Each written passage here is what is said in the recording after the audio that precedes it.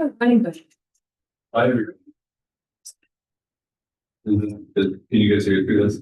Yeah. Can you hear me? No. Sort of? No? Yes. All right. Welcome, everyone. Good turnout for a summer day. Thanks y'all for coming. Looking forward to tonight. We have Meg Fancher, that's going to be our presenter, and featured reader. I'm Mike Cooper. I'm the president of Central Oregon Writers Guild. Got a couple of board members here. We've got Trish, Denise. We also have a couple of board members who are on vacation as well right now too. So I'm going to show our website, the events that are on our website.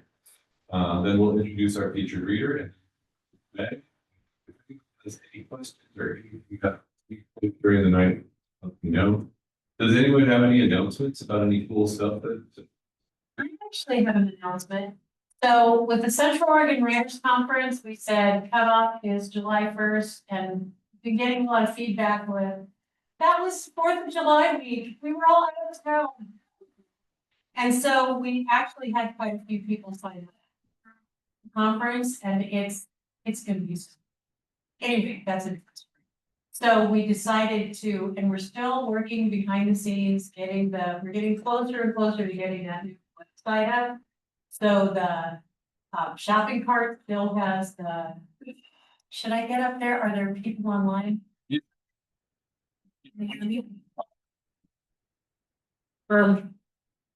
Okay, I just wanted to mention, a lot of people have gotten to me recently and said, you know, that was 4th of July week and I didn't have time to sign up for the conference. And so we decided that we're going to extend the early registration to August 1st instead of July 1st.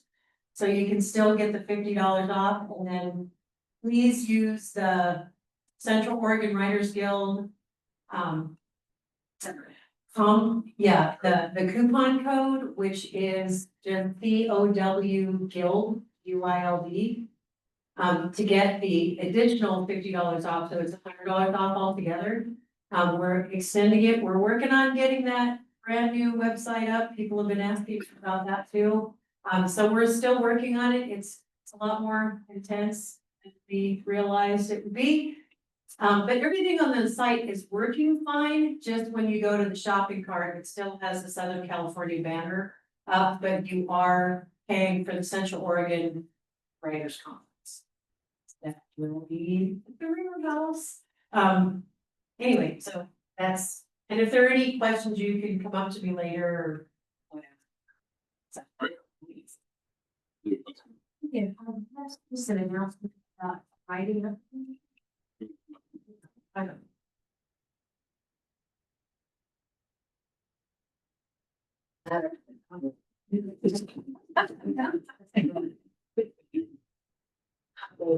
My name's Lee Alpha, and due to accident.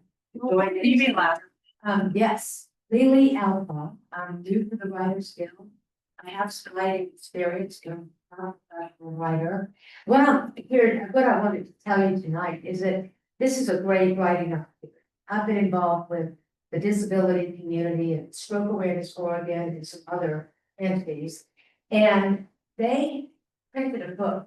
They printed a book it's the stories of 26 stroke survivors, and they got a number of writers, and it was edited by Ellen Santos-Sierra.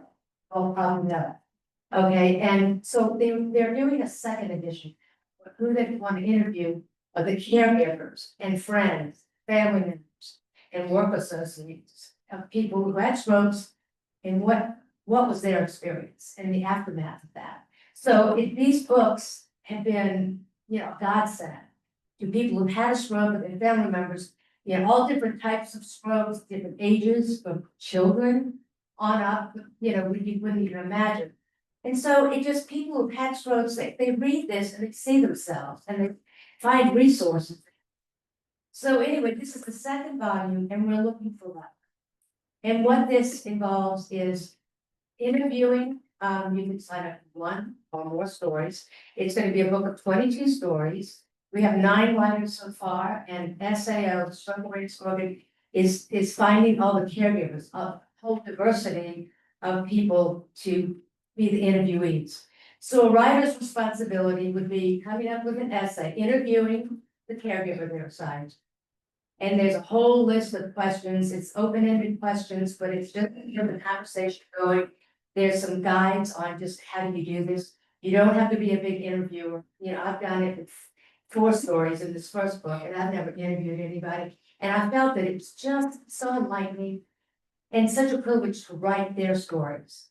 And anyway, so this is an opportunity, these essays would be anywhere from 700 to 1,500 words. Depending on the interview, you need longer, tell their story. You know, it's going to, you know, we hope to have a draft in 4 weeks. So if you interview someone and have your draft, we're looking for an editor, and this is another announcement, is that we've got a publisher, an international publisher, we're not in a contract. But we're looking for an editor, a la Ellen Santacero type, or someone who has editing experience to take these stories as people are turning them in and edit them, like developmental editor, copy editing, just general. How does the whole picture, you know, you might be sending it back to the writer for some suggestions. But anyway, so it's just four weeks, hopefully, and then you turn it to the editor, if they come back to you. So I have some information, I just, you know, these are little, if anyone's interested, I've got 10 pieces of 10 of these each, 10 pages. And I have 2 copies of the original book. So what you would get is you would get a byline, if you edit, your editor will be paid, and you would be edited by your name. Otherwise, if you're a writer, you will have bylines, you'll be published. You will have a blurb in the back. You know, summary of who you are. Writer biographies. So if you thank you, if you, I'll put these in the back. Thank you. So check it out. Thank you. Email us at Gordon Writersville at Gmail, and we'll get that. Okay. Work as I've never been in my life or and so yeah, I did it for three first.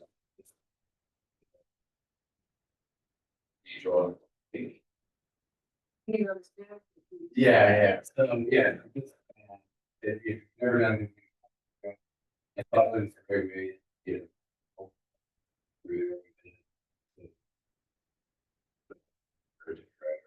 whether you're fiction. Those of you who going to Steve Flow and recommended. We also have a friend who did it, she did it. So, anyone else, anything? My novel from last year just won for among best now Latin fiction for the winter.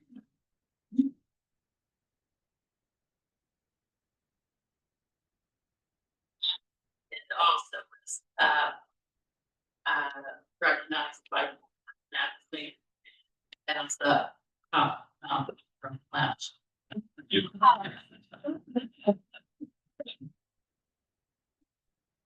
But I know you're gonna make an announcement about the writers in the wild, and I'm doing that with the group. But you're gonna do. Yeah. Good, great, okay. So, pretty excited about that. Get a master's of finance in writing? Like we wore the thing and walked across the stage, but it's not the thing. You haven't turned in your men? Oh. All right. So we've got 2 OSU and MFA candidates here in the audience. Their thesis defense here in the next month or 2. So. And Jake raised his hand too, he went through that program as well. So. Okay, so I'm gonna do a quick screen share. Of This is the landing page for Central Oregon Writers Guild. And on the left side are our events. There's Meg, who you can also see. There's like 2 Megs on this screen here. That is going to speak to us tonight about voice. Next month, Grace Bielecki, who's done a couple of events already for the library, and I'm hearing really good things. I have not been in one of her classes, but I'm hearing really good stuff. Jennifer Perrine, September presentation and workshop. Deborah Phrase, sorry, October, and then Sherry Kephart, is she going to be at the Writers Conference as well? I think I so. think she is. Sherry's doing November presentation workshop, and then we our holiday potluck. So that's going on with Central Oregon Writers Guild. On the right side are events that we know of going on in Central Oregon. At the very top, we have Quiet Writing in the Community. So every Tuesday morning, 9:30 to 11, upstairs, my classroom, we write for an hour and a half. And it's great. It's good to get out of the house so that you don't answer your emails or feed the dog or get a snack or do the laundry, and you just get some time, right? They also do this at Fox and Fern on Wednesday afternoons, and that's through Shut Up and Write, which is a global program. And then we have all kinds of stuff going on. We've got author readings. We have Cranus poetry play shops. We've got a couple of cool things here at the library. This Defiant Moments looks really good. Raging Writers, that's my wife Irene, second Sunday at Sport. They do a little writing, some writing prompts, and then have it book mic. It's super fun if you want to join in on that. Third Thursday spoken word night here in Redmond. Blank Pages Salon is an online salon where we give you a prompt. You write to that prompt or not, and then we just share and we give each other praise online. It's a really nice little group to meet, and you can just click on that link and find out more about it. More authors. Polina Springs has a poetry gathering usually within the first week of the month. This is into August here. What else is coming up? And so the upcoming thing was mentioned, this Writers Gone Wild. That's July 17th through 20th. I don't know if there's still room. I think it's close, yeah. Yeah, it might be, sorry. Willamette Writers Conference in Portland. I think a worthwhile thing to do. We also have a writers conference here in Oregon, which you don't have to drive to. So if you're thinking, if you're going to put your writers conference money in one place, I'd recommend giving this one a try. But if you love writers conferences, there's one in Portland, there's one in the Pacific Northwest Writers Association has one coming up as well in Seattle. We are, like I've mentioned, Irene and I and Ellen Santicero, we do a 10-month online writing program called Forge. And that is going to start the latter part of September. And we are currently taking applications for that. So if you're interested in that or want to find out more about them, talk to me, or you can just look at the website there. That is that. Any questions about anything? Nope. Okay. I'm going to stop sharing that. And we're going to introduce our featured reader. So Sheila Ritzberg is going to read for us tonight. And Sheila, what I'm hearing online is that you want to talk into this. Okay, so Sheila was born in Montreal, Canada. Surprised you're not chosen to go back. Sorry. I need to bring that in. She lived in 3 countries, and Bend, Oregon is her home. Former nonprofit leader, Sheila immersed herself in creative writing on retirement. She became fellow at the Athenaeum a master's level writing program at the Attic Institute in Portland. She is co-founder of the Stepping Stones Fiction Writing Retreat, also founded WRAD Writers Rap and Text. Sheila writes short stories and essays as well as flash prose. Her work has been published at several university presses, including The Bluebird Word, Voices, Does It Have Pockets, Fiction on the Web, and you find her at mostfiction-mostly.com. All right, and here's Sheila. Come on in.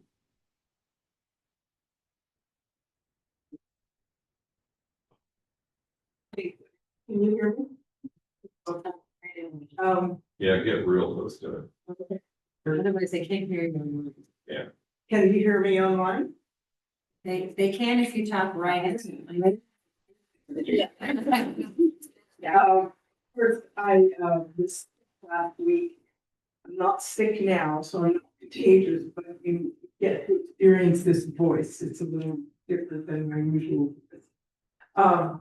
This is an essay, that I wrote, maybe a year or so ago or less than that. It's out for publication. And I wrote it when I lived in Portland, and the setting is in Portland, and it's called You Could Have Millions.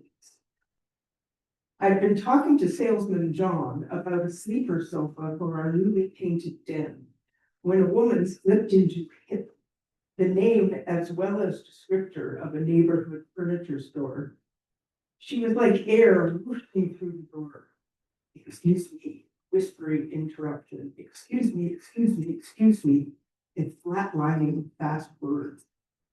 The woman spoke to John. She didn't see me or chose not to. I could have been an image, a hologram, statue, pen in one hand, papers in the other, mouth hanging. Unusual for me not to be noticed. Somewhere in childhood, I understood I was meant to make a mark on the world, to repair it. And I did, or tried. Was a leader, had jobs with purpose, causes I supported, people I mentored. People tell me I have presence. New customer babbled on, something about sunlight ruining tea tables. Come on, I wanted to, but didn't say to John. We were in the middle of something. He stood behind a gleaming counter, seamless in that ultra-modern way, and glanced behind to the storeroom looking for help, it seemed. There, a colleague stacking boxes. His braces blue with aggressive light. John himself could have been 12, shiny faced. John should tell the woman to wait. Couldn't she see he was busy? He didn't.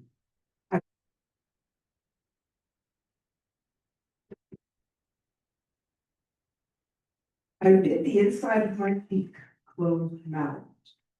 She was slight, this new customer, bird-like, dropped it seemed, into layers of clothing, her crumpled, woesome face peering out of a cloth nest.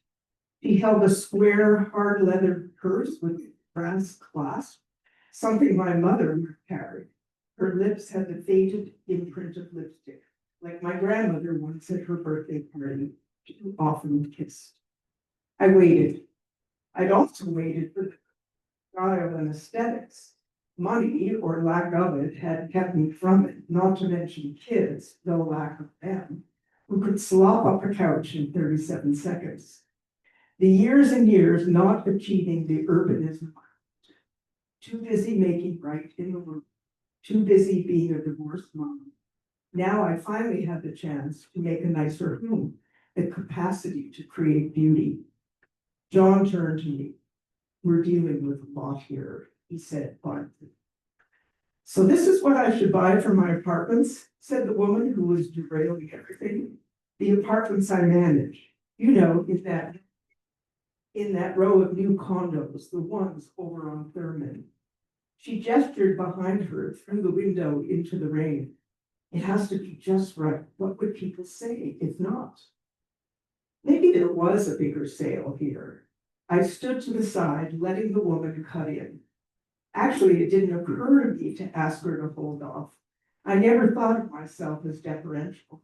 I was the overachiever, the first to raise a hand, to write the report for the team. Canada's demeanor, my mother's demeanor, my father's dominance, my sister's star status, all shaped my mindset. Don't make people angry. This was a different kind. John started to answer our intruder. I rustled my papers, cleared my throat like a manager hemming two gossipy staff. I hemmed mine daily. The woman raised her hand in an oversized black glove, just the fingertips beige, and waved toward kitchen tables. What shape is right for my apartments? Round or square? Chairs of 4, leather or microfiber? At which point she walked in the direction of her aimed index finger.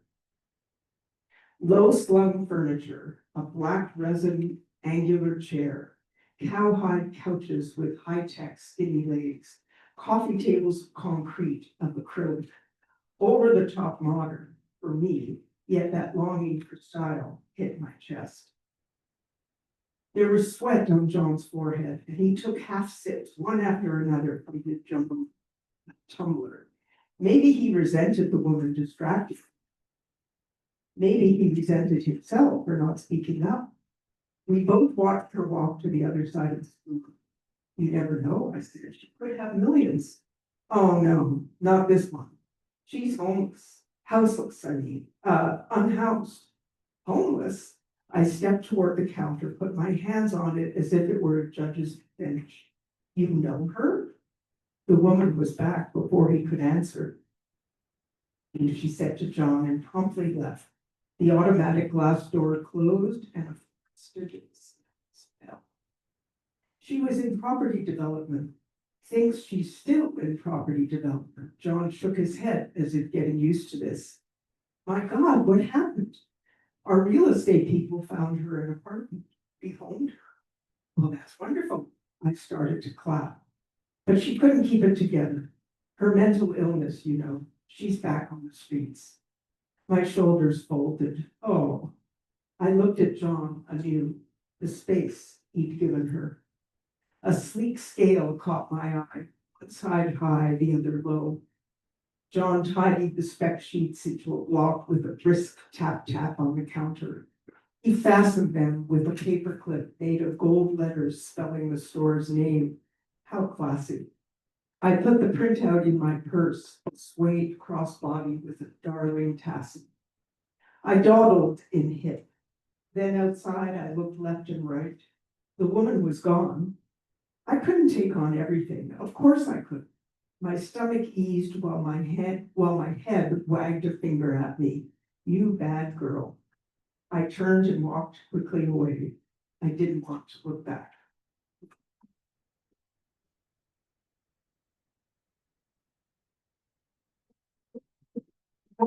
That's a cafe, nonfiction. Thank you. Very well read and beautifully written. I think one of the biggest challenges with personal essay is character. For personal essay, narrative, memoir, we don't always understand that the character in it, the protagonist, is almost always us, right? So what's happening with this other woman is reflected in the character. The biggest challenge, in my opinion, in the world of writing is that word voice. I've been teaching creative writing for 10 years, and I teach voice, but it is very elusive. So when you search all the mucky mucks and the literature about voice, you're not going to find much, because I've looked. And it's kind of how they decided to define pornography years ago. You know it when you see it, right? And that's how voice works. But there are tricks and tips. So I'm super excited to have Meg here to talk to us about voice. Meg is PhD candidate in English at Georgia State University, where she's taught for 4 years. She obtained her MFA at OSU in Corvallis and her BA at Collins. Her criticism and archival research has been published by the Digital Library of Georgia, 45th Parallel, and the American Book Review, and she is currently writing a crime novel. And welcome. Make a big round of applause here. Welcome. Hello, everyone. I'll say it since everyone says it, which is I hope you can hear me. God willing, you'll be able to see this PowerPoint presentation.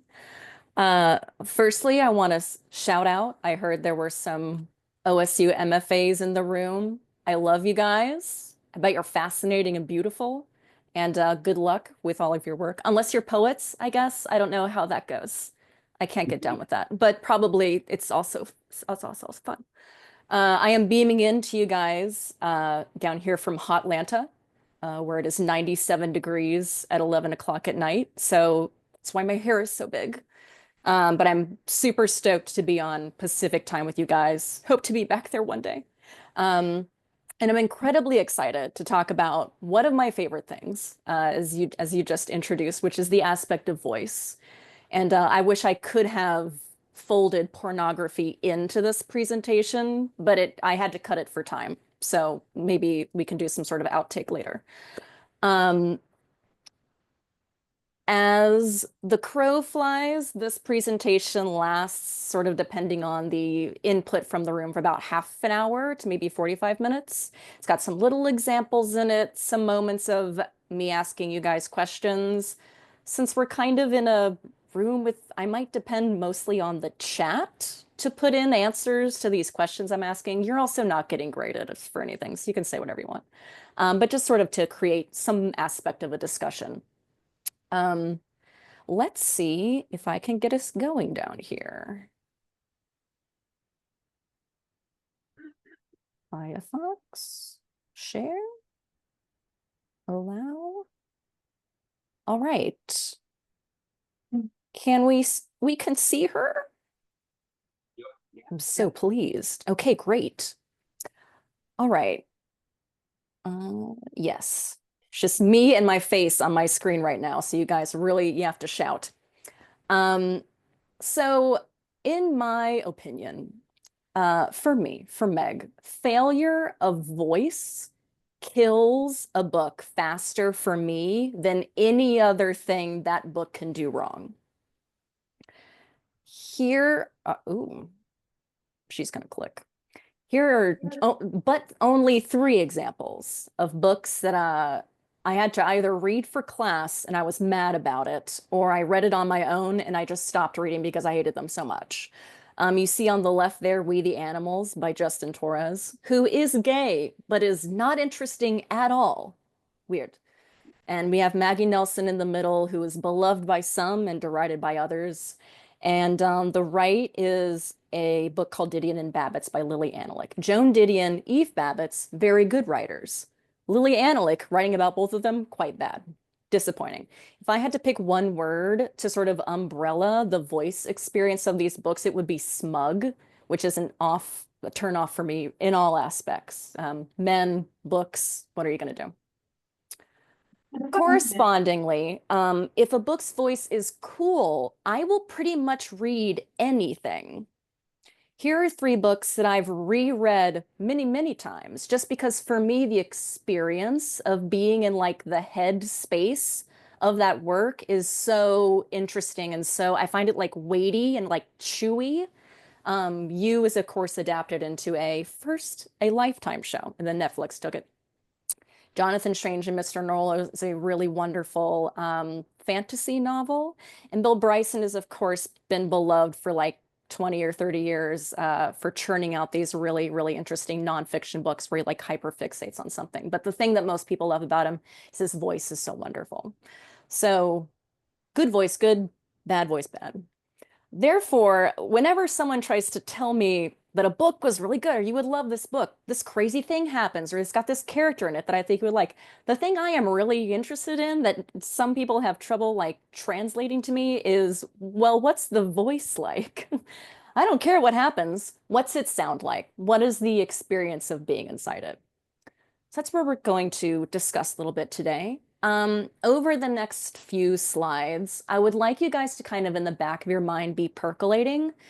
We'll return to these questions at the end. Do you have a first memory of reading a book where you thought the voice was really cool? Maybe you wouldn't have called it voice at the time because you were in like elementary school, but what's the earliest book you can remember where like the experience of reading the words felt interesting in and of itself? And has there been a fictional voice that has been most influential on your own writing? Thoughts? Let that kind of coffee drip in the back of your mind. So here we are. Voice craft workshop. I love to talk about this, especially because I get to do it so little in the academic setting. They usually shovel me off on the base level creative level writers, which is fun. But these are kids who like don't know what dialogue is, so we have to shelve things. We have to like triage, like in the pit. These are the kids with the red armbands. We don't have time for voice. So when I get to talk about voice, I get really excited. So I hope that our journey this evening elucidates something about why voice is so interesting to me and why I think everybody should pay attention to it like 30% more of the time. My answer to the previous question is not controversial at all. What was the first voice that I remember? Gosh, maybe you experienced this in high school as well. Maybe you threw the book across the room because you hated it, but what you didn't do is ignore it. All of a sudden, for no good reason really, except that I was sort of in the mood for horsing around, I felt like jumping off the washbowl and getting old Stradlater and half Nelson. That's a wrestling hold, in case you don't know, where you get the other guy around the neck and choke him to death if you feel like it. So I did it. I landed on him like a goddamn panther. Cut it out, Holden, for Christ's sake, Stradlater said. He didn't feel like horsing around. He was shaving and all. What do you want to make me do? Cut my goddamn head off? I didn't let go, though. I had a pretty good half Nelson on him. Liberate yourself from my vice-like grip, I said. Oh boy, it's the king of voice, my man, J.D. Salinger. This is, of course, Holden Caulfield in The Catcher in the Rye. A cliche, perhaps, of a strong voice that you hit in high school because, one, so often voices you read in an academic setting are kind of dry, that this one stands out so much. It can be a wonderful, like unironically, non-facetiously, it can be a really, really wonderful experience to hit a book like this and realize that the guy speaking can be as interesting as the things that he's doing or saying happens. So just to get started baseline, if we look at this teeny tiny little excerpt, where do we see voice on this page? Is there a way I can hear answers? I don't know. Can you hear me? Yes. Yeah, okay. So I'm going to carry this microphone and let people answer. So the question is, where do you see voice here? Yes. Where are some examples, like, and they're going to be pretty small, but where do you see voice First, rising to the topic? you know, all of a sudden, I'm an editor, I don't like that phrase, I usually cut that. Okay, you're wrong in this instance, but yes, go ahead. In this instance, maybe, but like when I first thought, but he starts right out for no good reason really, except that, I was sort of in the mood for horsing around. I felt like jumping off the washboard and getting into a little strut ladder. I mean, like he's just already on the roll, first line out. Yes, yes. For me, the person with that's a wrestling school because he's speaking more directly to the audience. That's good. That's great. Fourth wall and everything. So Mm-hmm. that's right. I see that. Yeah, yes, that's great. And yes. No, anymore. Yes. So we're talking excellent. Sorry, is there one more? I'm just glad that you have chosen to talk about my favorite author here. Good job, Meg. Oh, great. Oh, yes, of course. You're welcome. Yes, these are excellent examples. All of a sudden, M dash for no good reason except that M dash. I felt like jumping off the washbowl, so I did it, and it was a half Nelson, which looks like this. And then he was mad at me. We're like, okay, clearly this guy sounds like himself immediately. He cannot sound like anybody else, and no one else can sound like him. That is a strong voice. This is, to use a technical term, a voicey voice. I think we also see it in the way that "what do you want to make me do" is spelled. I think that's pretty good. The mix of that extreme informality with the phrase "liberate yourself from my vice-like grip," which sounds like a 12-year-old. This is great. This is an extremely voicey example, like really nestled into like an atomic kernel of someone who wanted our narrator to be doing a lot of like narration work as well as telling us about what he was doing. We want to say, who is this guy, as soon as possible. And I liked what you said about that he's telling us what a wrestling hold is, which implies that he knows he is talking to somebody. This is a great book where we can tell the difference between present day storytelling Holden Caulfield and past Holden Caulfield, of whom the story is being told. They're two different people. And voice is actually doing a lot to both distance and bring that distance closer. So there's a lot of psychic distance happening here, which is crazy. Awesome. Voice, we see it there all the time.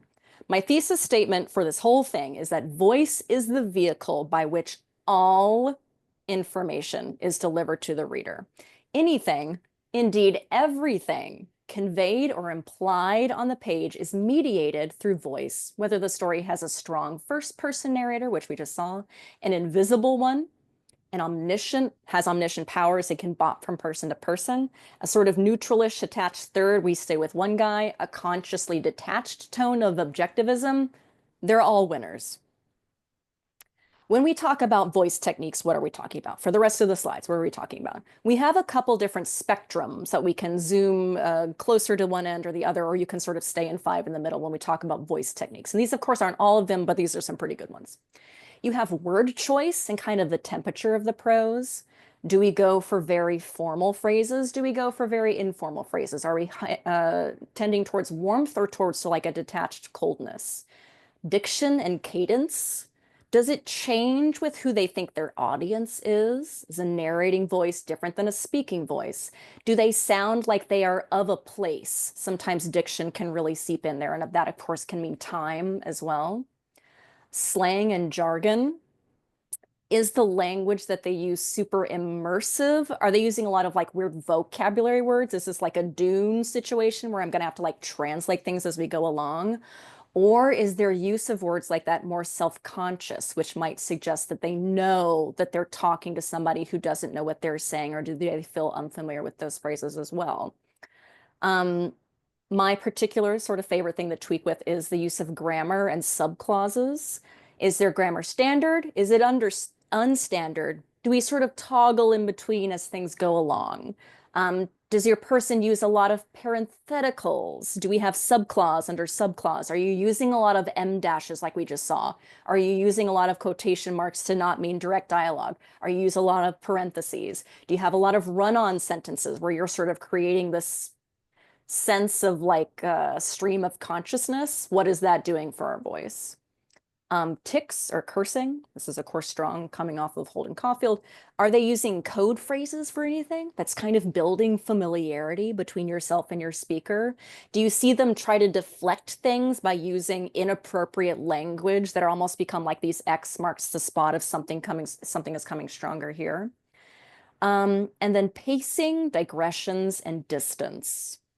I love the phrase psychic distance, so I hope you guys also like that too. Does your storyteller acknowledge that they are telling the story? Not all stories are interested in this. I think it's super cool because that gives your voice another dimension.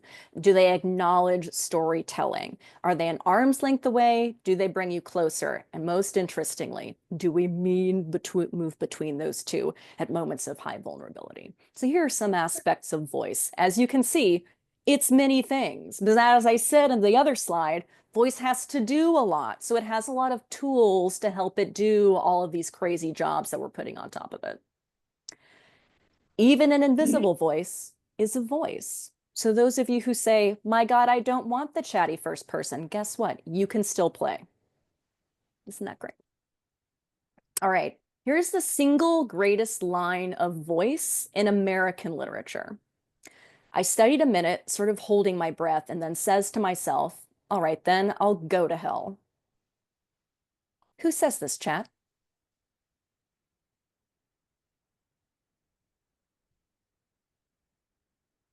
Who is that? We're saying, Say that again. we're saying Huck Finn here. It is Huck Finn. Yeah. Oh my goodness. Great work. Wonderful work. For me, this line distills sort of everything I love about it and sort of everything that I think we could talk about when we look at both like regional American literature, what will become turn of the century American literature. We talk about with like strong voicey literature, when we even talk about soft voicey literature. This is doing so much work that I want it like printed as a poster that I just haul to all workshops with me. I studied a minute, sort of holding my breath, and then says to myself, all right, then I'll go to hell. So we have a strong first person who's speaking to himself. If you have recently read The Adventures of Huck Finn, which I know we all have, because I assigned it before this workshop was going to start, we know that this moment is coming to us from a moment where Huck is sort of sitting there talking to himself. He's in a very strong moral quandary. Does he give up his friend Jim to the slavers who are trying to catch him again? Twain wants him to sound a certain way. And he has a certain amount of tools on his belt with which to do that. Literally, Huck is going to say something, but a voice in this scene is going to help do a lot of emotional work without a lot of fuss, sort of using like a less amount of screen time or a less amount of mileage, depending on a metaphor you might like. So in a sentence like this, his dialect is constructing an idea of vulnerability, which makes us like him. It's constructing an idea of honesty, which makes us like him. It's constructing an amount of irony, which makes us like him. He sounds more real here. He also sounds, because he is more uneducated, often probably than Mark Twain thought his readers would be, which creates an interesting relationship between reader and the speaker. The scene sees Huck struggling with what he knows to be a moral quandary, and it is, but it's actually the opposite quandary that he thinks it is, which is super fascinating. So the reader is then invited to view Huck Finn's this moment of like transcendence. It's almost a moment of like apotheosis for this little like 12-year-old kid through what he literally says. But we get to see it as even greater than what he already thinks it is in and himself because of this like childlike stubbornness that he has, which is demonstrated through us in the grammar and formatting of this line. I says to myself, that's not what you're supposed to say. All right, then I'll go to hell. And if I can point you guys to this italicized go, that is one of the most important decisions in this entire book. And again, zooming out in like entire 1800s literature, one of the most important things any American has ever written, that it's not hell that's italicized, but rather go, which is the way that this kid is talking, is like fascinating. So here we're able to see a very significant shift in like American diction. And of course, Mark Twain is incredibly influential, would go on to influence, I mean, everybody, but if we can definitely see a through line from him to Hemingway. We can see a very straight, I see in this italics a straight line to writers like J.D. Salinger, who will italicize syllables inside smaller words. So a lot of crazy things are happening here. Huck Finn, very important. Here is a big example from a book called, ooh, I forget the, Welcome to the Goon Squad? Something about a Goon Squad by Jennifer Egan. It's got a lot of different, it's a book about multiple narrators, and this comes from the first section of the first chapter. So I'll just hit you with these paragraphs. Sasha is out on a date, and it's going badly. She went into a bathroom and stole a lady's wallet, and now she feels better. Who among us? So pre-wallet, Sasha had been in the grip of a dire evening. Lame date, yet another. Brooding behind dark bangs, sometimes glancing at the flat screen TV where a Jets game seemed to interest him more than Sasha's admittedly overhandled tales of Benny Salazar, her old boss, who was famous for founding the Sauzier record label, and who also, Sasha happened to know, sprinkled gold flakes into his coffee as an aphrodisiac, she suspected, and sprayed pesticide in his armpits. Post-wallet, however, the scene tingled with mirthful possibility. Sasha felt the waiters eyeing her as she sidled back to the table, holding her handbag with its secret weight. She sat down and took a sip of her melon madness martini and cocked her head at Alex. She smiled her yes-no smile. Hello, she said. Sawyer's voice on this page. What did we hear? Firstly, this is a world where a narrator can divide the year into pre and post wallet, pre-wallet, post-wallet. That's cute.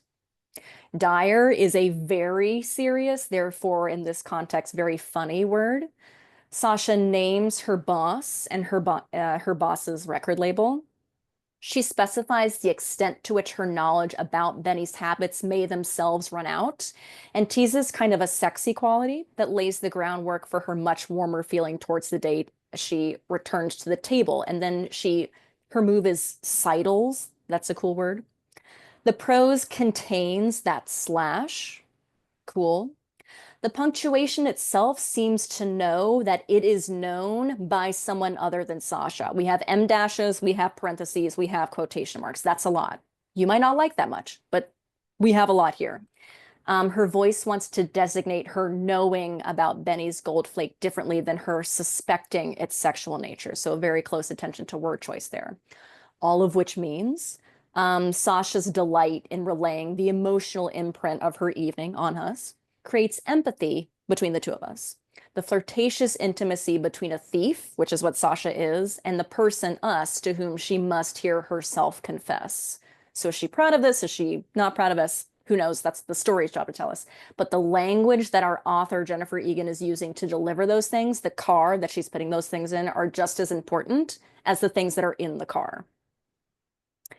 From a different narrator elsewhere in the Goon Squad, this is how his section starts.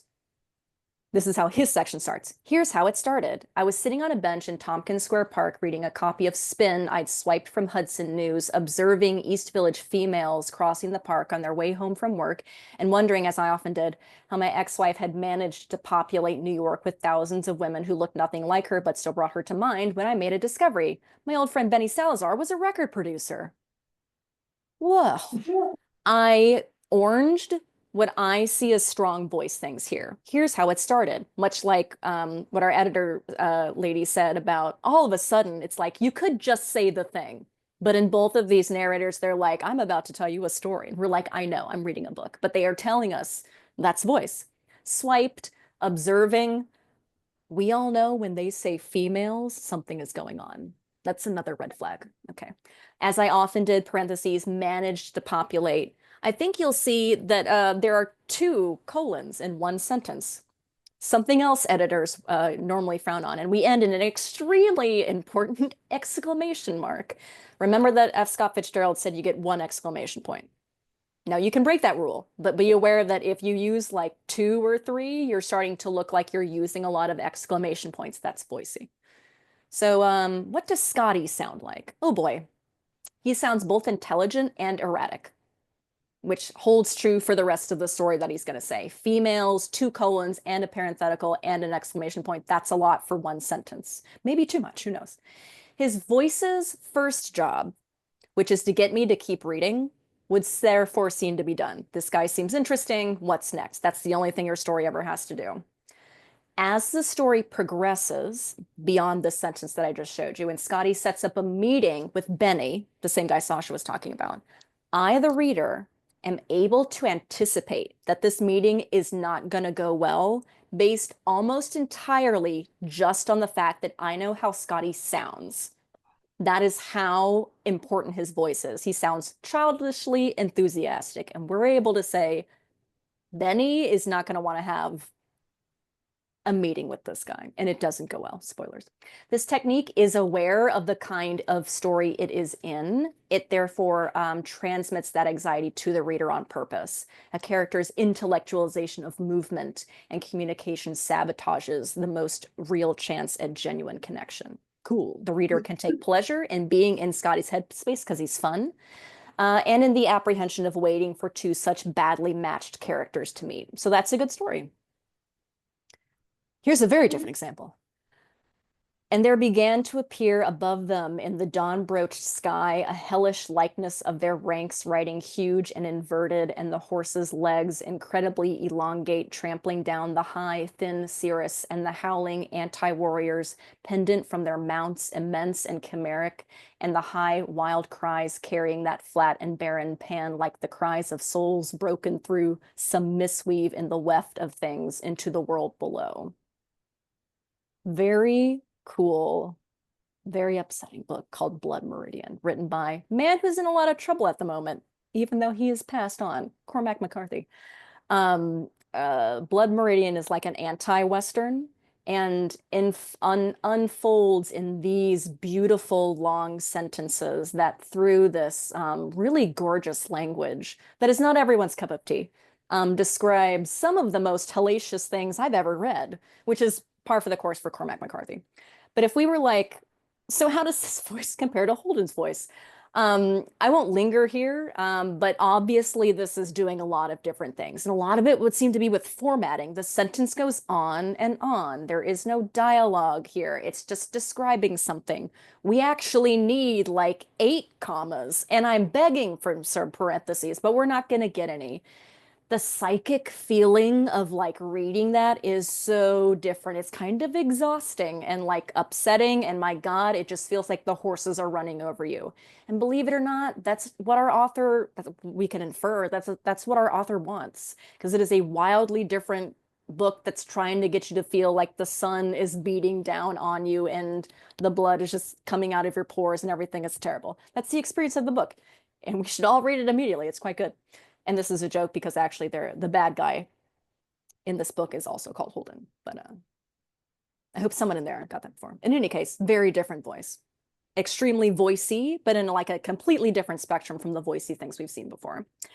Any and all and more of these small choices that we're seeing constitute the idiosyncratic language of a story, which is the individualized context that affects how setting and action and dialogue and pacing and all other techniques of world building and characterization appear to the reader. Again, a big umbrella.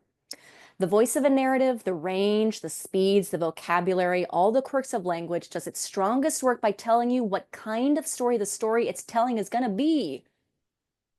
Put another way, what does the story embodied in its storyteller know about itself?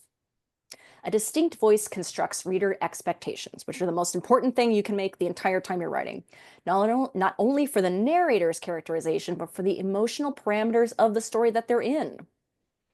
My favorite Toni Morrison joint is called Jazz. It's really wonderful. This part stopped me in my tracks. Every week since Dorcas's death, during the whole of January and February, a paper laid bare the bones of some broken woman. Man kills wife. 8 accused of rape dismissed. Woman and girl victims of. Woman commits suicide. White attackers indicted. 5 women caught. Woman says man beat. In jealous rage man. So how does this feel to read? Again, we'll move on, but like think about what is the effect of the sentences getting shorter? What is she trying to communicate here? What is the effect that she wants you to have with the relationship of the words that you're reading, etc. That the reader will accept potentially extreme authorial decisions and indulgences is a product of what the prose trains them to accept. You are teaching your readers how to read the thing that they're reading and even anticipate through the voice. So think about what are the psychic parameters of this world through our narrator's mediation. Is the atmosphere calm? Is the atmosphere unstable? Is the narrator at ease with their surroundings or not? How are their circumstances affecting their storytelling? What I have next, I believe we will have a little bit of time to do. I'm going to give us 2 excerpts. They're kind of the same, kind of different in interesting ways, as any 2 things would be. And what I posit is maybe pausing for like 3 minutes or so to just sort of like talk amongst ourselves and then come back and just think briefly about what we discuss about voice. Listen to the following 2 excerpts and describe how the 2 different, or if you want to think of them more as similar voices, communicate 2 different or similar experiences. Some possible questions could be, what aspects of voice do you hear and enjoy from these quotes?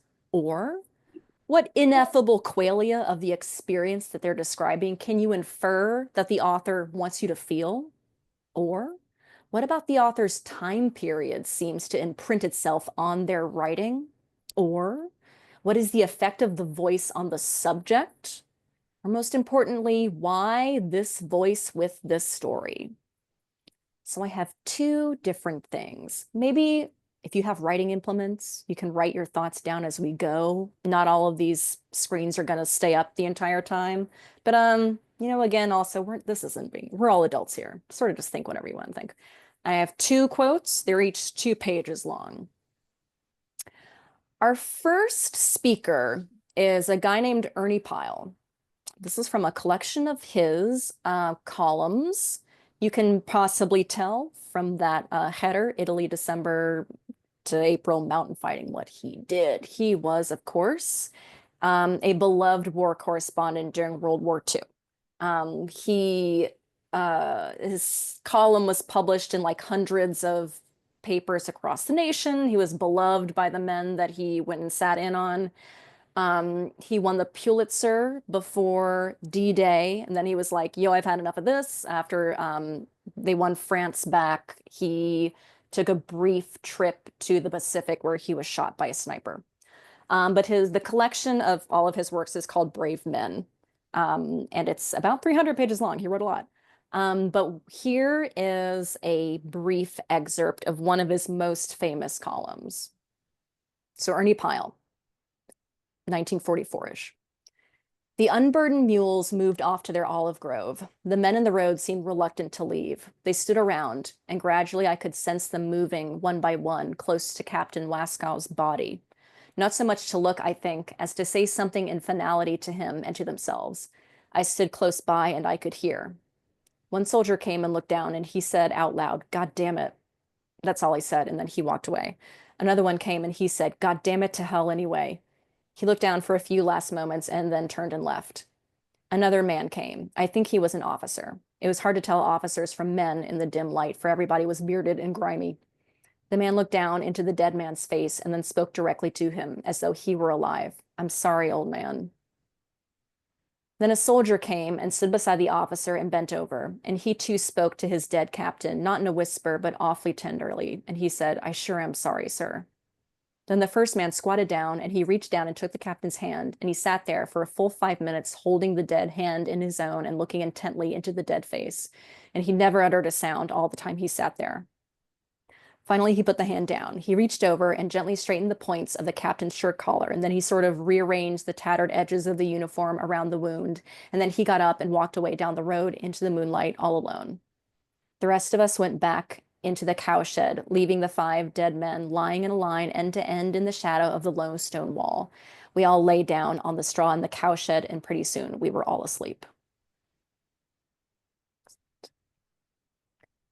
Voice 2 is a writer called Michael Hare, whose columns are collected in a book called Dispatches.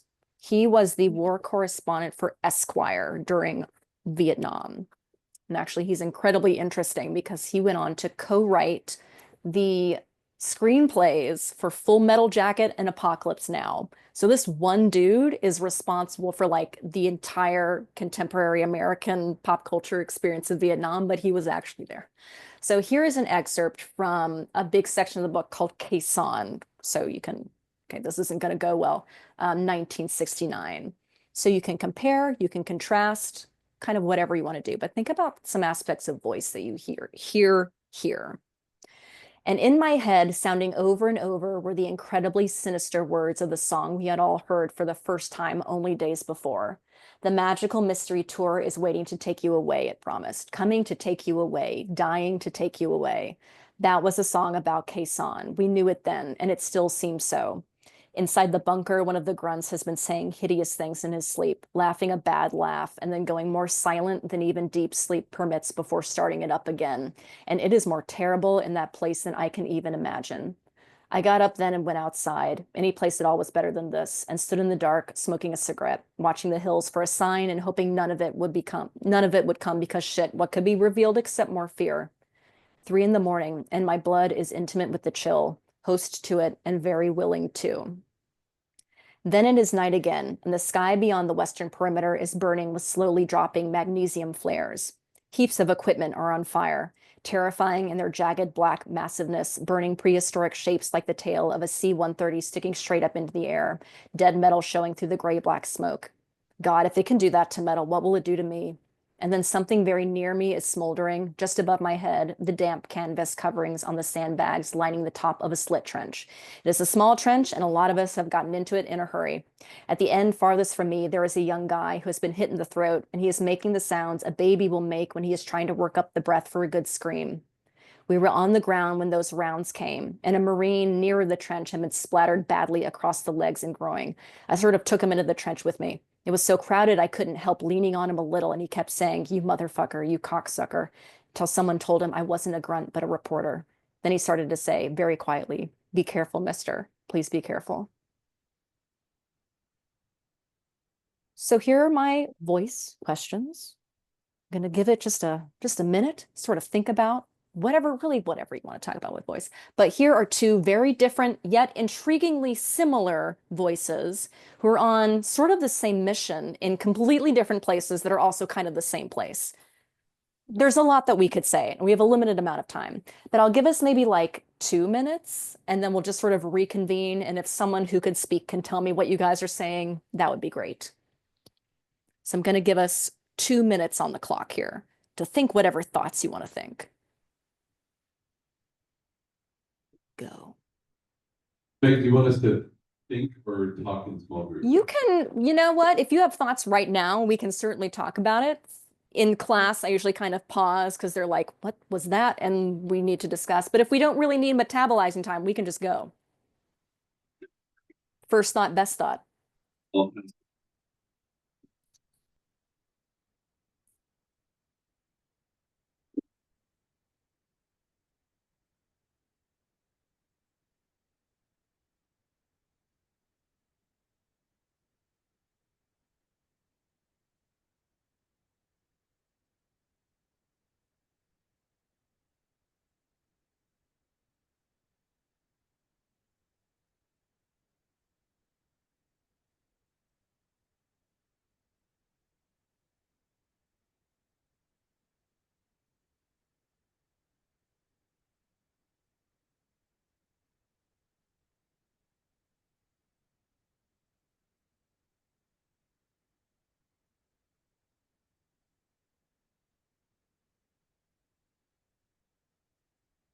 About a minute left.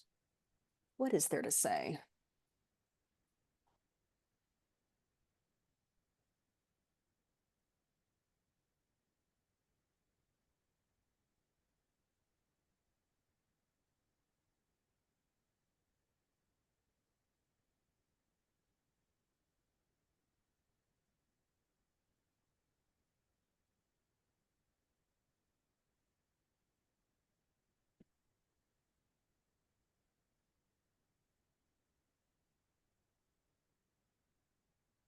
All right, what are some thoughts that we have about voice across these two different people who have so much in common with what they're trying to do, but have seen, well, the things that they saw? What are some thoughts that we have about how voice is working here?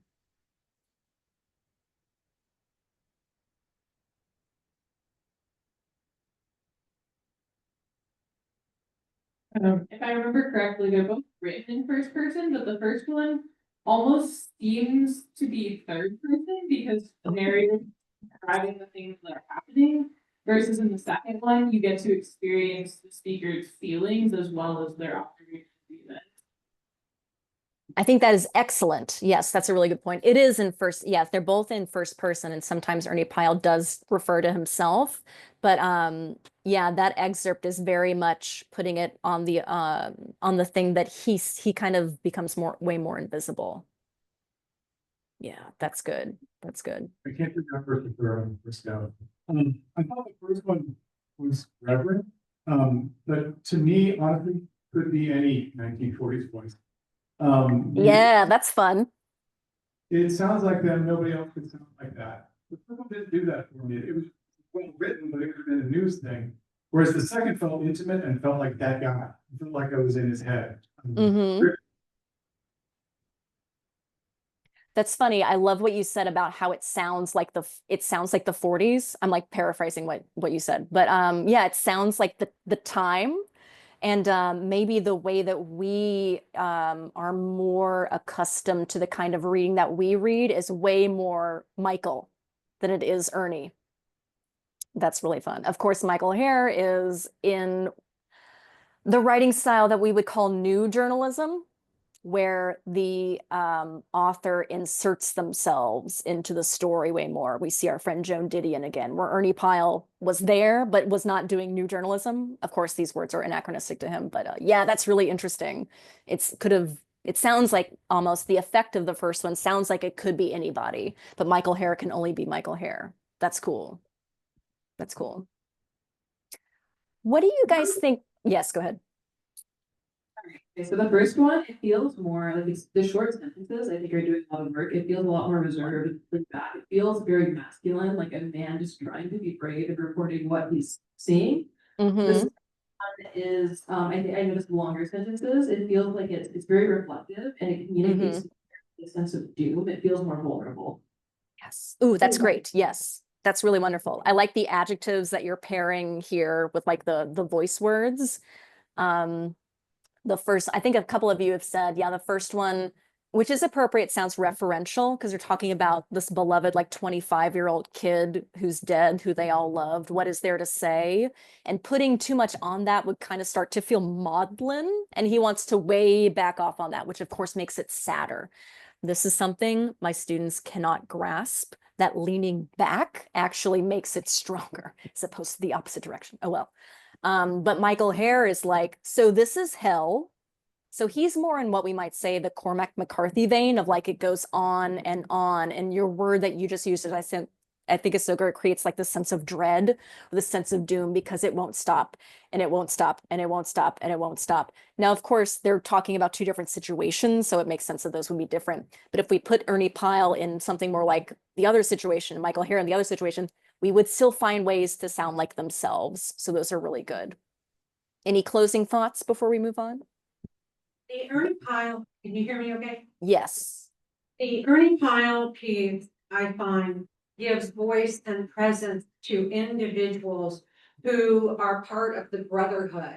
Mm-hmm. And I think strengthens the idea of the captain as a leader. And with Ernie Pyle's pieces, going back to people at home gives them a sense that they need to keep up the fight at home to support the troops. By giving focus to all these different men, mothers at home in particular, girlfriends and sweethearts and wives, are going to feel that these are their men. Mm-hmm. These are all individual men who are giving image, if you will, to the captain. But when you read the other one, you've got all these people in chaos. They don't even, one man doesn't even know that this is a reporter. Yeah. Ooh, You've great. got all of this happening in this trench. Everybody's thrown in. It's one big freaking mess. Yes, yes, absolutely. And for the type of journalism we're talking about, inserted or embedded, and for the people back home where there has been this waning interest in the war, protests against the war, and less interest in foreign wars, which was never declared a war. This really feeds the idea we shouldn't be here. Yeah, that's wonderful. So I like how you're bringing in some nuance to purpose here with these voices. How Ernie Pyle was like the only way that they were getting kind of day-to-day reportage, kind of, he called it a worm's eye view of the war, which I think is really great. Whereas what Michael Hare is talking about is a different rhetorical situation. To use an English comp word, yeah, I really love how you put that. I think that's a really good point. So in this way, can two seemingly very similar projects splinter off into their own individual kind of like project thesis? So I hope comparing those two things is interesting for you. The voicey first, we've hit this a few times. Most of these people have been voicey firsts. Voicey stories are often even stereotypically first person narrators. Often they are neurotic, often they're our favorite thing, which is unreliable. This need not be the case for you if you're not interested in that.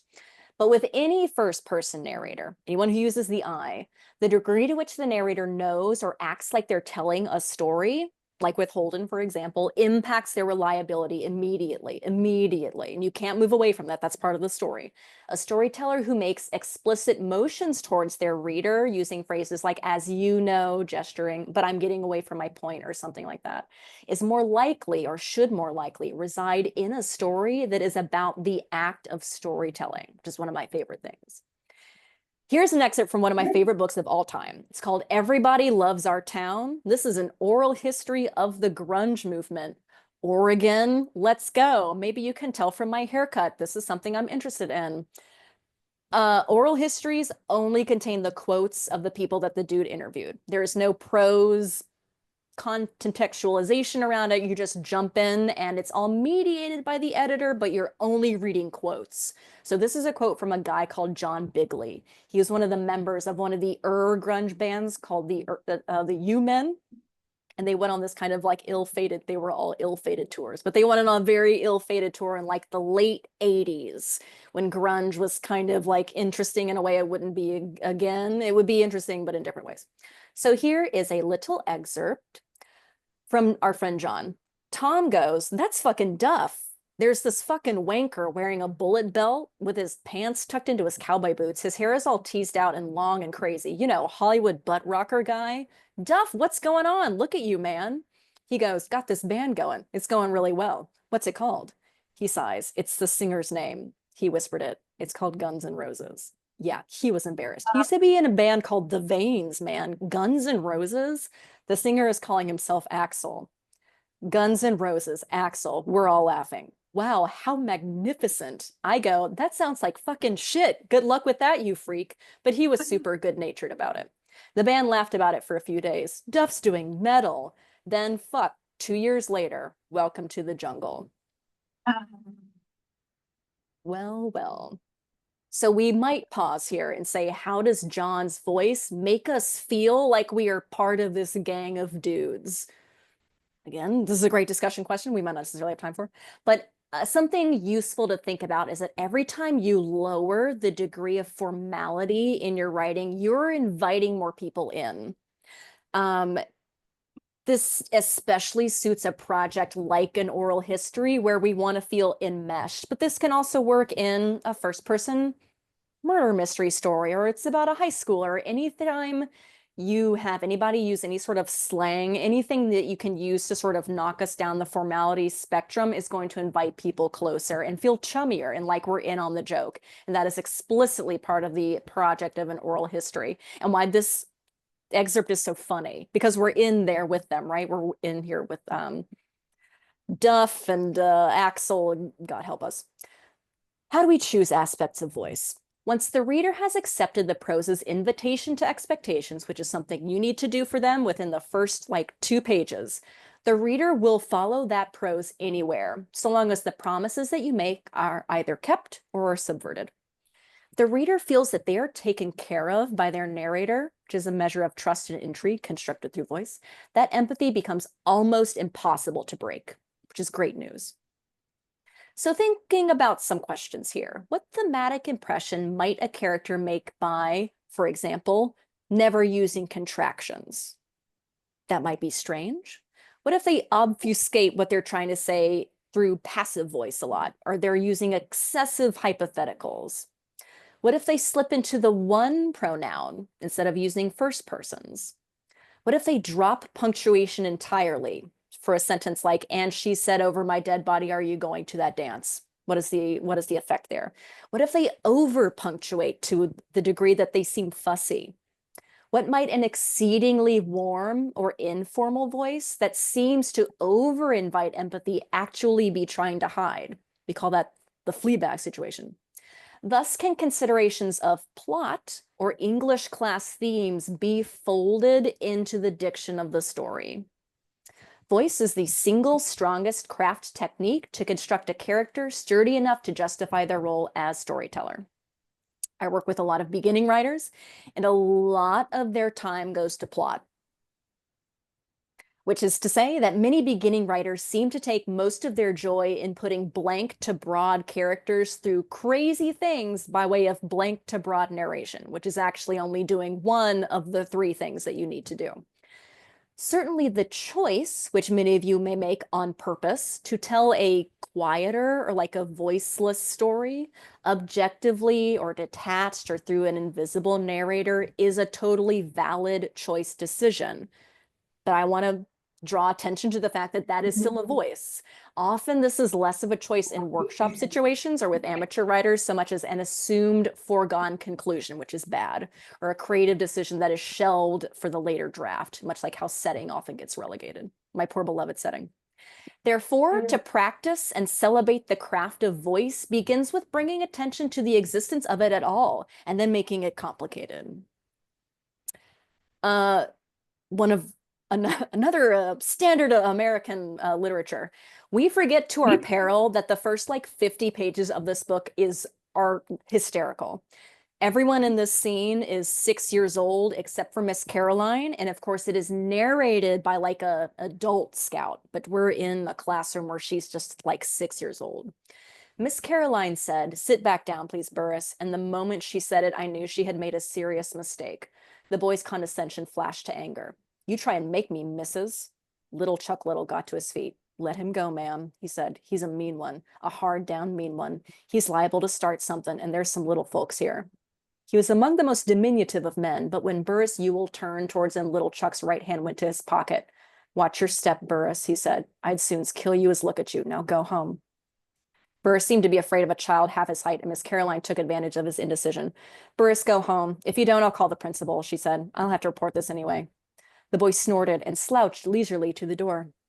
Safely out of range, he turned and shouted, "Report and be damned to you. Ain't no slut of a school teacher ever born can make me do nothing. You ain't making me go nowhere, missus. You just remember that. You ain't making me go nowhere." He waited until he was sure she was crying. Then he shuffled out of the building. Well, what does Scout want us to think about these boys? I always hit this and then I tell my students, only leave class early if you call me a snot-nosed slut and then you just leave and then I get no explanation. And they never have, and no one's taken me up on this. But something that this book does great, which of course, so does The Catcher in the Rye, is differentiate between past Scout and present Scout through her voice. Past Scout sounds like past Scout. Present Scout sounds like present Scout. And a lot of why this scene is funny is because the kids and our narrator sound like there's a 20-year age difference. And narrator Scout doesn't really sound of the place the way that the little kids do. They sound like they're from Hicksville, Alabama, where she sounds like she's telling us a story about the kids from Hicksville. I said respectfully. This technique is particularly important to highlight at our level, whatever level that is, as with much a grief setting. It does so much work for you. It can do so much work for you. If a writer knows where the story is going, the kind of character arc that they want to explore can be built into their protagonist's voice. If not only a character's actions, but the language with which they relate their actions contains a high degree of, for example, reservation, which is something that I love to do. This promises that the character's reserve is integral to their external choices, and it is something that I should be paying attention to. This language also constrains and expands the priorities and the margins of the story's soul. This perhaps describes a place where murder is possible, but grief is not, which is a much different story than if it was the other way around. So what have we said? Voices are not interchangeable. Voices created through the accumulation of hundreds or at least dozens of tiny rhetorical signals. Voice, when successful, is suited to a plot and its characters, and vice versa. Voice is not accidental, though it may be unconscious. Voice doesn't need to feel excessively stylized, but a neutral voice is still a voice choice.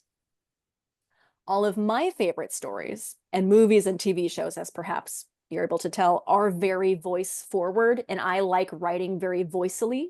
But even if you don't think of yourself as one, you are. You are one of us. You may simply tend towards the subtler or the softer or colder tones, like a Wyeth winterscape. So to review some aspects of voice, we have temperature, we have psychic distance, we have the awareness of storytelling, we have diction in narration versus diction in dialogue, grammar and sentence structure, ticks and asides. So think about what you're implying where you plot your little dagger in the voice spectrum. Emotional closeness or a troubling distance to their own story. So what kind of story is this about grief or trauma or intimacy? What is this self-awareness, and are there any blind spots? Are there any dangers there? Is this a story about self-discovery? Is there repression or overexposure? Is this a story about vulnerability? Is it inherently calm the way Scout is, or is it inherently erratic the way Scotty was? So how much danger is our speaker in, or how much danger could they cause? And finally, reliability and truth. Is our storyteller's trustworthiness an aspect of plot that I should actually be paying attention to? Here's what a voicey story looks like. Here's what a quiet story looks like. I had to get art in there somehow. Lastly, this is our last information slide. Emphasizing voice can help you construct a stronger sense of character, and it will oblige yourself to have the ironies and pains and pleasures of your protagonist's arc seep into other aspects of your storytelling, which is great news. So lastly, we'll just return to, I think we have time, the questions that we had at the very beginning, which was like, can you remember a voice that was very important to you when you just sort of started out reading? Is there a voice that has been or has stayed super important to your own writing? Or is there just like a favorite fictional voice that you would like to talk about? I have a writing exercise. I don't think we quite have time unless you wanted to go over. So I will stop the share. And yes, I did purposefully choose two forms of for correspondence. Thank you, Christian. So any thoughts about, I can now see the chat. So if anyone just wants to plop their thoughts in, or if you can continue to shout wildly at the microphone, I would be tickled pink to hear your guys's thoughts about voice or any questions that you have or whatever we want to talk about at this juncture until you want to stop the meeting.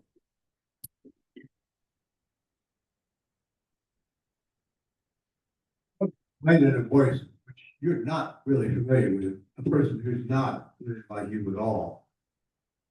What are the best ways to approach that? Find a way to do it. To approach writing a voice like someone who isn't like you, I'll tell you how I will do this, which it would be by finding, trying to copy someone else doing it first, and then seeing what you like about that. I think when we, I've been asked versions of this questions before. I think something that can sort of kill you before you get started is assuming that because someone is, has like a different personality, that your inherent voice that like you and I might have, and this fictional person on the page there's no overlap in a Venn diagram. Well, there is. So something that might be useful for you is to think about kind of reverse engineering from, well, why am I trying to write about someone who's super different? What if I wanted to write about a super, super extroverted, super charming person? What does that feel like to receive? And then work backwards through some of the techniques that maybe we talked about. Is this someone that would want to invite a feeling of intimacy where they might not feel that internally? Would that person speak to their reader a lot? Would they use a lot of parentheticals to put in jokes? What are some books that you've read that sound like this person you want to make? Do you want them to sound more like, I don't know, like a Sally Rooney book? Or do you want it to be funny? Or do you want it to sound like Jane Austen? Or do you want it to sound like, who knows?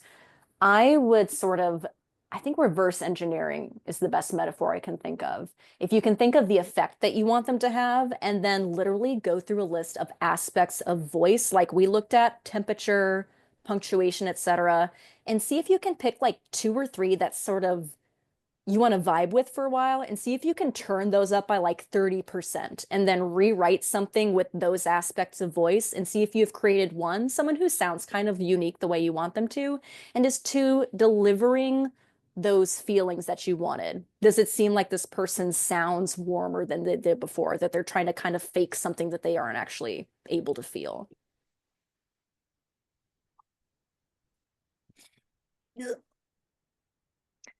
When is there too much voice?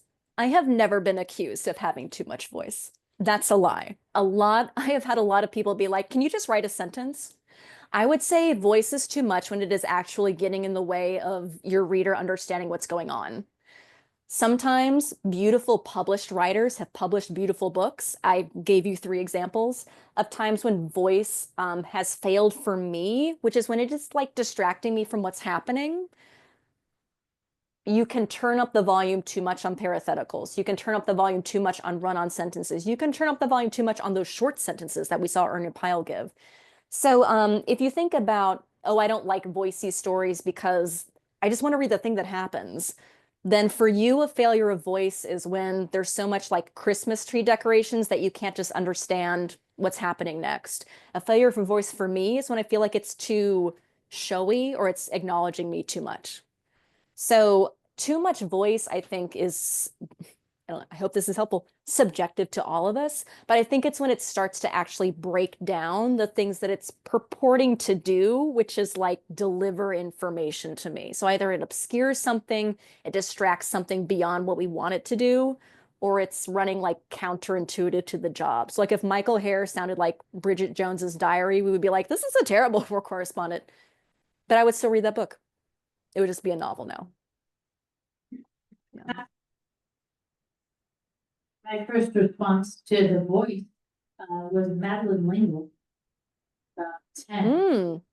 Remember, and then I read much of her work and her trilogies, Speak Biography, Story of Her Marriage, but I think she has so many, I don't, she just really came to mind in a broad spectrum. Yeah, I think that's a great example. There are a lot of like plucky young women protagonists who are very good examples of like a good voice to hit when you're in like middle school. Yeah, that's a really good example. I think Ramona Quimby is one that I hit. Some of my students have said Junie B. Jones, which really thrilled me. I don't know if that would land in the room, but she was pretty great too. Another really strong voicey first that you can read when you're in like 3rd grade. Yeah, cool. Any other first thoughts about someone that you read when you were young, or is there someone who you kind of still turn to when you want to reproduce it yourself, or just makes you excited to write about things? You took the mom of 3 daughters.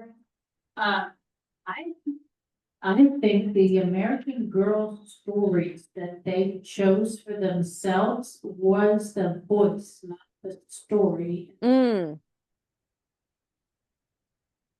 It wasn't the hair, and they don't look like it.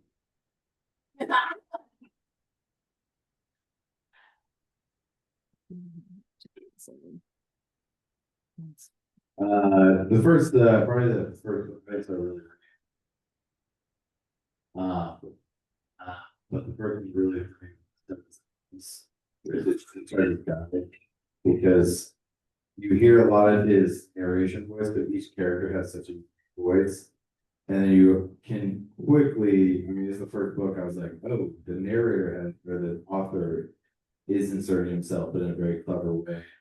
Things are dire, but here's the way to try to, I think that makes it be better. Mm-hmm. Probably more currently, I appreciate you put up Blood Meridian, because that's one of the quick through. It's very distinctive, but also quite clever. Yeah. So yeah, those are the 2 I go to. I think those are good. I like what you're talking about when you say that you can maybe the first time you see an interaction between the 3 most important people of the book, which is the person telling the story, the person the story seems to be happening to, which might not be the same, and then you reading it. If there's some overlap between those three, that's when it's like most fascinating, right? And I think that's really important to hit one of those when you're in like an impressionable fiction age and you go, oh, books can do this? Crazy. Yeah, that's a lot of fun. Let me see. Huxley, yeah. Any of the Terry Pratchett books in the Discworld series was the first time I went, an author can do what? It's like, Yeah. like regular mythology just out of left field, I'm like, this is perfect, but I can't put it down. He was the first author that made me sort of go, whoa, this is different. Yeah. Oh, that's a great example. That's a great example. I like Moist von Lipwig as a, sorry to say the word moist. That's a wonderful example of a close third. That's a wonderful example of a lot of the things we were talking about, which is like the kind of person that he is affecting his storytelling and then giving us things that we can predict based off of those things. And that's how voice can fold into plot. So if you want to read a book in like 2 days and get like a semester's worth of English class credit for it, I would definitely read Going Postal. That's really good. We're talking about cozy vibes. We're talking about Brave New World. Oh my goodness. Murderbot. Classic. Yes. That's good. That's good. I know we're hitting, I think you guys probably are ready to like go eat dinner at this point. Ooh, I love what we said here about grief and those more polite and the visceral. Yes. Yes. The second did, and the second wouldn't have said the things that the first did. Yeah, that's really good. Reflects the mindsets between World War II and Vietnam. Yes, that's wonderful. Yeah, those are really, they're good books. Downers, but for different reasons, I suppose. Oh my gosh. Well, I hope some of this was thought-provoking, or if it, again, my goal is not to turn us all into Salinger, though if wishing made it so, who himself was out in a lot of World War II battlefields writing his typewriter, and which is why I think Catcher in the Rye should be taught as a war novel, but that's another webinar. If my goal is for most of us to think, as with setting again, what are some tools that I'm already using that could be doing more work? And voice is often one that we think of as sort of something that just happens to our story. And it just kind of like, oh, I don't know, is the voice doing something here? Maybe you already really enjoy spending more time on it. Or maybe that's something you enjoy thinking about the next time. Again, this is not to say that you have to put a lot of like and alls and like, God damn it, like a bunch of parentheses. That's not the same thing.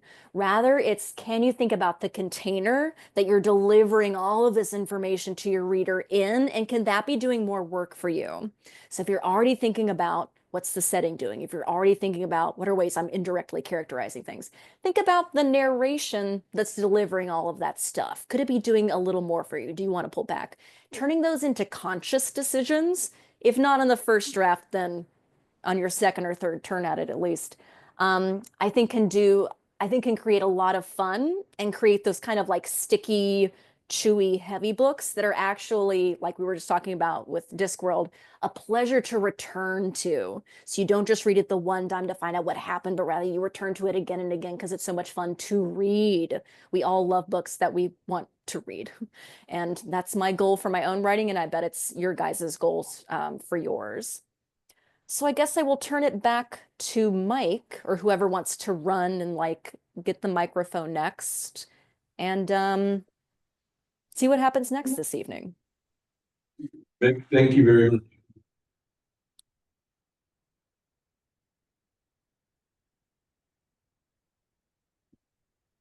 Greatly appreciate having you here. It's probably bedtime for you there in Georgia now. Yes, I have to watch The Gilded Age.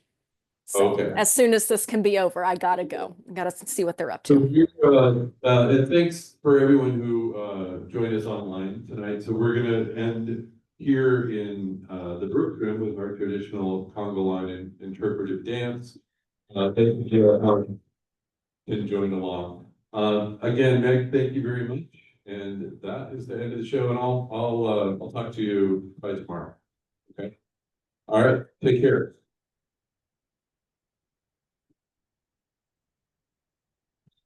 Thank you guys. You're all beautiful.